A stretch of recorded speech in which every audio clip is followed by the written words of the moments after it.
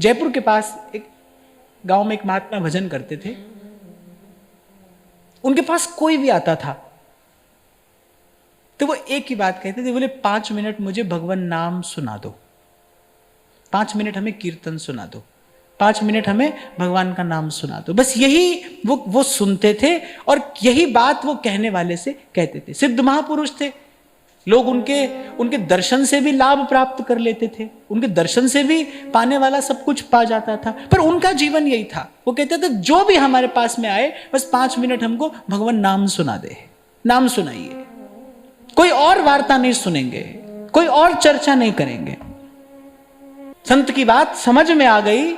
श्री हरिवंश सार श्रुति बरन्यो, राधा हरि जस गावो रे, जीवन थोरो थिर कछु नाही, काहे जन्म गवावो रे।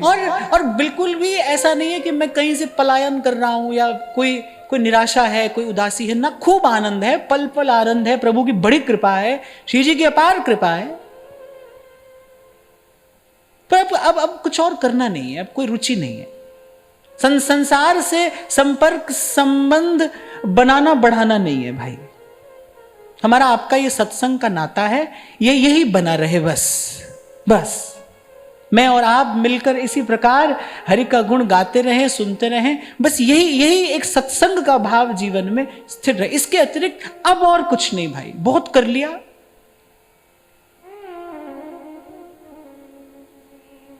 मैं ऐसे होली के समय मैंने ये बात कही थी ना आपसे, तो मैंने कहा भाई बहुत कर लिया। तो किसी ने मुझसे कहा, बोले अरे अभी कहां, अभी तो बहुत समय पड़ा है, अभी कहां।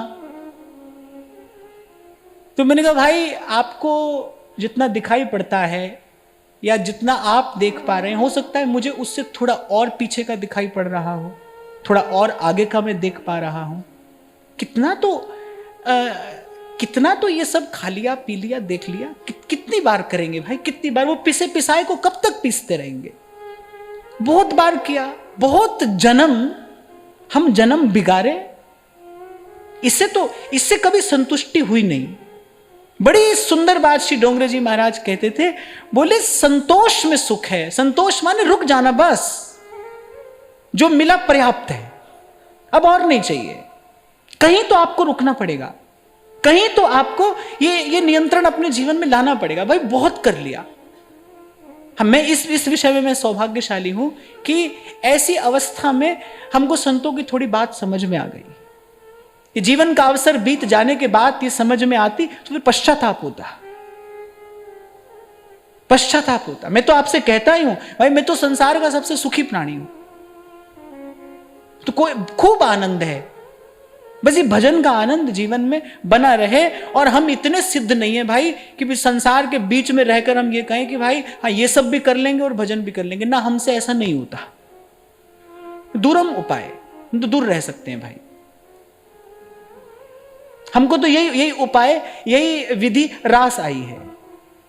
बस सत्संग होता रहे, ये प्रभु का ये गुणगान ये होता रहे। क्योंकि सांवरे से मिलने का सत्संग ही बहाना है।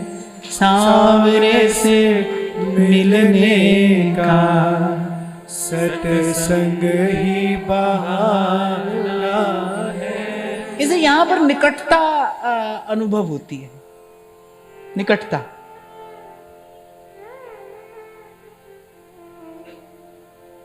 कल मैं आपको कह रहा था ना भाई, जैसे दुर्बल हो जाए शरीर, आहार से पोषण न होता हो, तो डॉक्टर कहता है भाई ताकत का टीका लगाना पड़ेगा।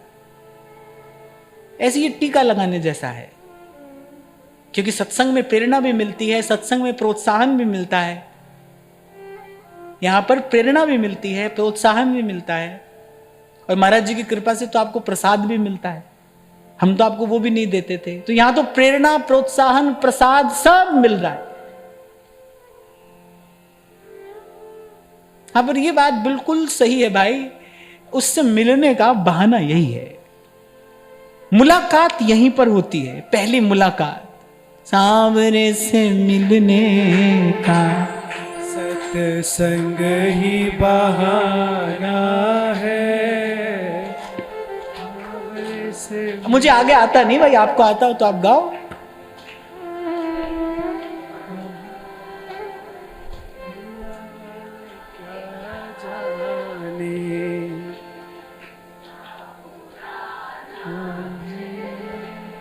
दुनिया ये क्या जाने, आना है सांवरे से मिलने का। सत्संग ही बहाना है, सांवरे से मिलने का। सत्संग ही बहाना है।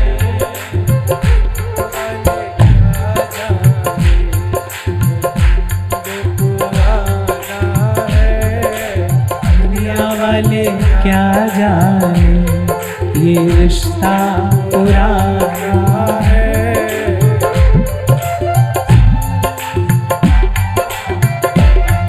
ये रिश्ता पुराना है, सांवरे से मिलने का। सत्संग की बहार।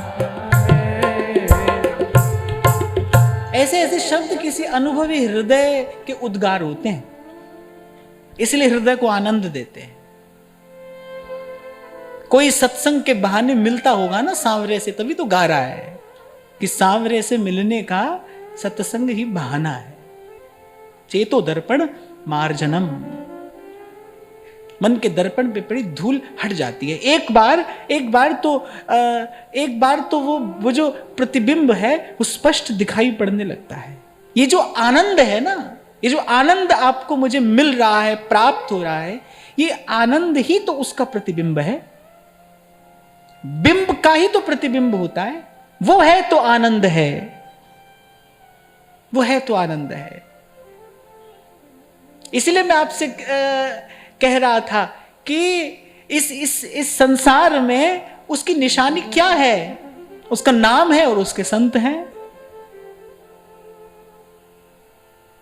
उसका नाम और उसके संत।